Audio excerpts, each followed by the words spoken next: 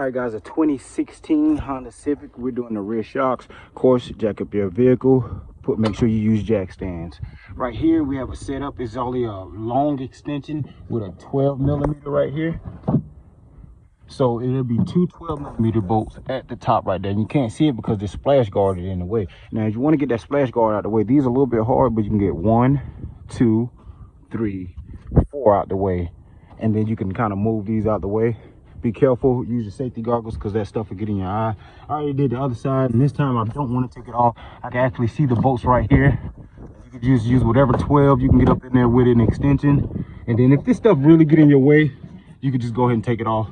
But right there, I can get a 12 in there, take that one off. Then get a 12 in there, you can take that off right there. But before you do that, let's put our jack. Remember, have your jack stand up under there. We're gonna put our jack up under our steering knuckle right here, and then we're going to go ahead and get our 12mm bolts up at the top. All right, guys, on the passenger side, exhausters may be in the way of your big wrench, so even with this you can go in with a gear wrench. It's not that tight. So go ahead and take that side off right here.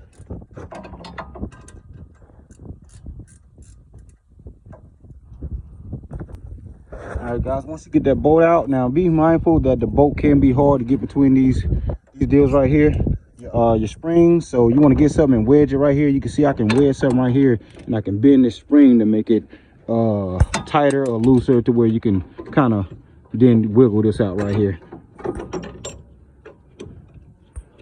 Once you get that out, you can go and get your pull your shock out. Get your screwdriver. If you got this on there, pop that off.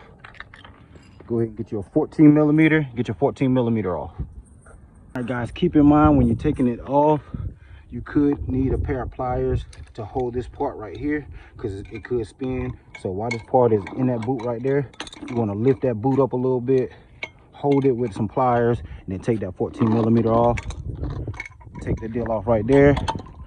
Go ahead and switch it on to the new one if you don't have a whole fully new set. Then install your 14mm bolt.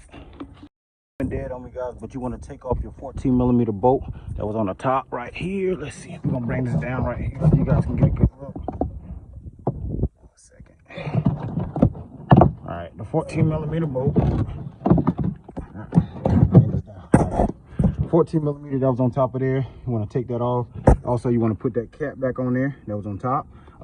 This part right here where my hand is on, all this is going to transfer to the new shock. Once you take that 14mm off the top, all it is from the top right here, where my hand at, to right here is going to transfer to the new shock. Then you just put that 14mm on. If the deal start to spin and your 14 won't come off, just lift up the boot right here. You see right there, and then you can put a plier right there. When you lift that boot with some pliers right there, then it's easier to take that 14mm off. Take the 14mm off, switch this side to this, and then you can go ahead and push this guy back up in there. Right now we're putting in our 17mm.